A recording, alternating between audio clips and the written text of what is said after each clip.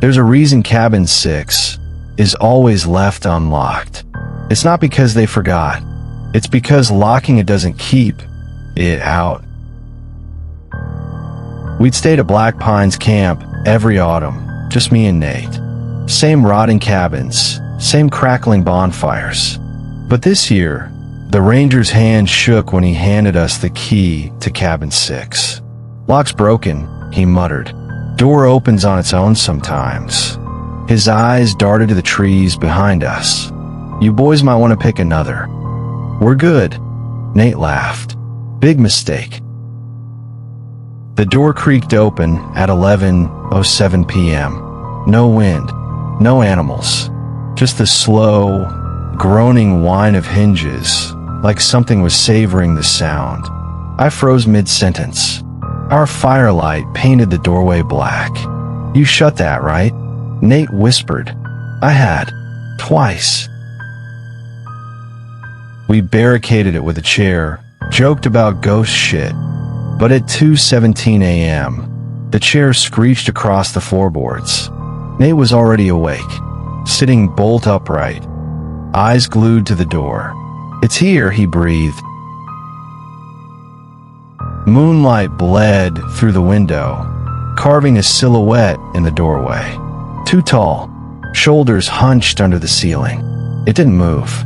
It didn't need to. My flashlight clicked on. Empty doorway. But the floor.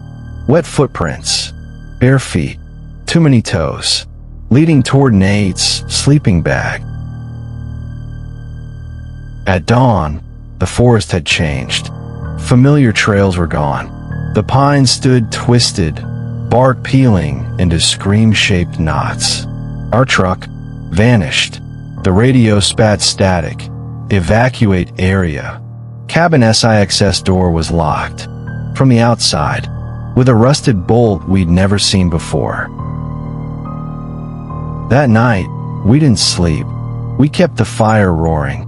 But at 2:17 a.m., click, click, click, the bolt slid open. The door swung wide. Nothing there. Yet. The fire dimmed. The smell hit us. Damp earth and meat left to rot. Then movement.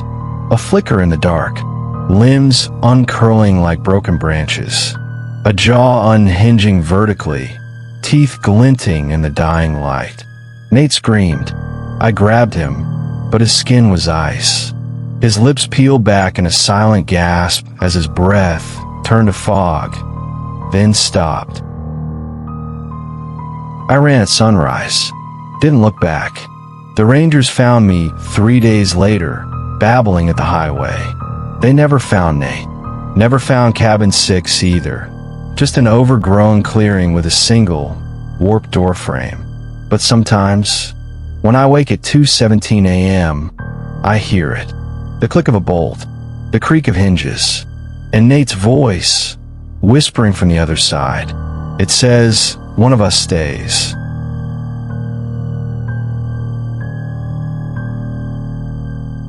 We found barefoot tracks leading into the woods, but no one ever came back out. And every night, the front door opened by itself. I thought it was just a summer trip with friends. I didn't realize we weren't alone out there. I was 19 the summer this happened. My best friend James had just finished his first year at college, and to celebrate, his uncle let him borrow the family's lake cabin for a week. No parents, no rules, and a cabin right on the water. It sounded like the perfect summer escape. The plan was simple, a guy's trip.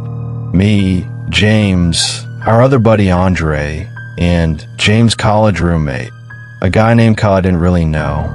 Kyle was older than us, maybe 23 or 24, and something about him always gave off this weird energy. Like, he was too quiet until he wasn't. And when he did talk, it was either overly intense or just off. But whatever. He was James' boy, and I didn't want to be that guy judging too hard. We got a cabin on a Sunday. It was remote, like No cell service unless you stood on the dock at a weird angle and waved your phone around like a lunatic. No neighbors for miles. It was just woods, water, and quiet. The first couple of days were honestly great. We fished, grilled, swam, and stayed up late telling dumb stories by the fire. But by the third night, stuff started to get strange. It started with noises, branches cracking in the woods, footsteps around the cabin, the kind of sounds you want to blame on animals, but they came too close, too deliberate. The first time it happened, Kyle just stood at the window, staring. I asked him what he was looking at, and he said, "Nothing's out there." But he didn't move, didn't blink. The door opened by itself that night, just swung wide like someone had walked in. James thought it was the wind until we realized the air was completely still. Andre closed it, locked the deadbolt, and we all tried to go back to normal. But Kyle stood by that door the entire night. I didn't sleep well. I kept waking up, thinking I heard footsteps inside the cabin. But every time I sat up, Kyle was there, just standing, watching the door, still as a statue. The next morning, James said he'd had enough. He wanted to leave. Andre agreed. Kyle didn't say anything. He just walked into the woods. We called out to him for over an hour. No response, no sound, just the forest swallowing him whole. We didn't see him again until that night, or at least we thought it was him. His face was wrong, his eyes too wide, his mouth smiling too big, and he didn't blink. He just stood there, watching us. We didn't open the door. We didn't sleep. By morning, he was gone. Just gone. We packed and left right after that.